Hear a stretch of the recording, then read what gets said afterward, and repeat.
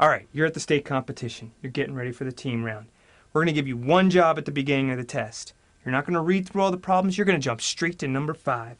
And that's the problem you're going to go after. So when we say begin, you're going to rip open the test and go straight to number 5. You ready? Begin! Where's number 5? Where's number 5? Where is it? Scary. There are 2 equations, 3 variables. Some of them are in the denominators, some of them aren't. What am I going to do? I don't know how to deal with equations like this. It's not a nice little linear equation or something I know how to deal with. What am I going to do? Okay. I'm not really scared. I'm not scared at all because I know a Math Counts test writing secret. And I'm going to tell you that secret after we do the problem. So you're going to have to wait. What's that? Oh, you're not going to have to wait, are you? You're just going to go on the navigation bar there, click secret, and get my secret. Well, since you've done that, you know why I'm already past step 1. Step 1, on a scary algebra problem, don't panic. All right, look at this. Don't panic. We're past step 1. And we're ready for step 2, which is do something. This problem is not going to solve itself. You can't just sit back, cross your arms, and wait for the number to just bling, pop up on the screen. We're going to have to do some work. We're going to have to do something. Doing nothing, not an option. Now we'd like to modify step 2 just a little bit, right? We'd like to do something smart. How are we going to do something smart here?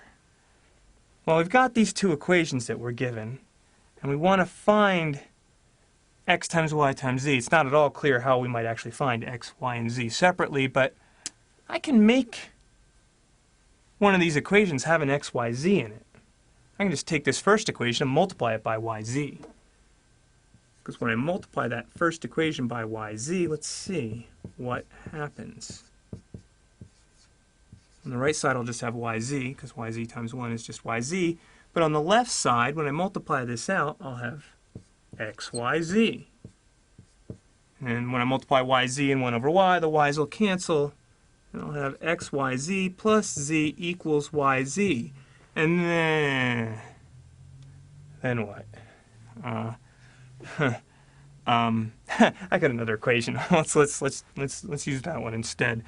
Well, I can multiply this times xz, because then when I multiply that times y, I'll get my xyz. So xz times y plus 1 over z equals xz. I'll multiply this out. I get that xyz. And then xz times 1 over z, well, that just leaves me my x. I have xyz plus x equals xz, and then I'm stuck again.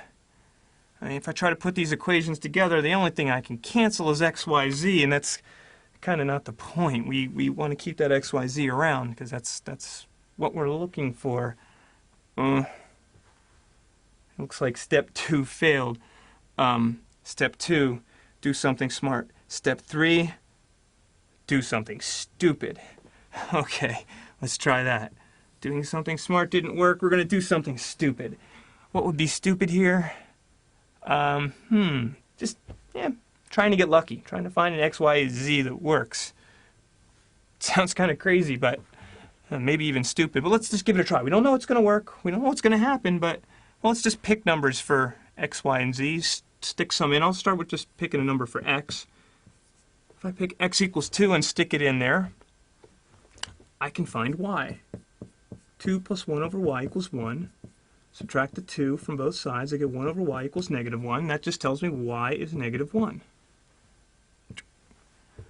So now I'll take that and put it in here. If I put this in the second equation, I can find z. Negative 1 plus 1 over z is 1. I add the 1 to both sides. I get 1 over z equals 2. And that just tells me that z is 1/2. And now I can find x, y, z. 2 times negative 1, that's negative 2. Negative 2 times 1/2 gives me x, y, z is negative 1. Yay! Doing something stupid worked. Or, well, did it? I mean, 2, negative 1, 1/2, they can't be the only numbers that work. Well, let's see here. Let me try picking a different x and see what happens. I'll try putting 3 in here for x. 3 plus 1 over y is 1. And I'll subtract 3 from both sides to get 1 over y is negative 2. And that tells me that y is negative 1/2. I'll take that and put it in there. I'll have negative 1/2 plus 1 over z is 1. Add a half to both sides. So 1 over z is 3/2. So z is 2/3. Well, let's multiply it out. 3 times negative 1/2, that's negative 3/2. And negative 3/2 times 2/3 is negative 1. Doing something stupid for the win again. Answer's negative 1. We write down negative 1. Move on to number 6. What's that? Oh, you're not satisfied with this. What? Why? Oh, yeah. There is that. We've only tried a couple of these and came up with negative 1 both times. And, well, you know, the test's not going to want a bunch of different answers, so the answer's probably negative 1. Maybe that's good enough for you. It's not good enough for me either. You know, I want to know why. I want to know, really, do we always get negative 1? Every single time? And if so, why? Well, let's go back to doing something smart again. Maybe now that we have the answer, get a better idea why it's true. Well, let's start with x, y, z and see if there's something special about x, y, z that makes it always come out to be negative 1. And before, when we were doing something smart, we started with what we were given and tried to work towards what we wanted. What we're going to do here is we're going to go backwards. We're going to start with what we want and work backwards, try to simplify it, and see why it always comes out to be negative 1. First of all, it's got 3 variables. We'd rather have 2. We'd rather have 1. We'd really rather have 0, and that's the goal. So to try to get from 3 variables down to no variables, well, we can get rid of 1 at a time. We'll start by getting rid of x by just substituting for x. We can substitute for x up here. X is 1 minus 1 over y. We stick that in here.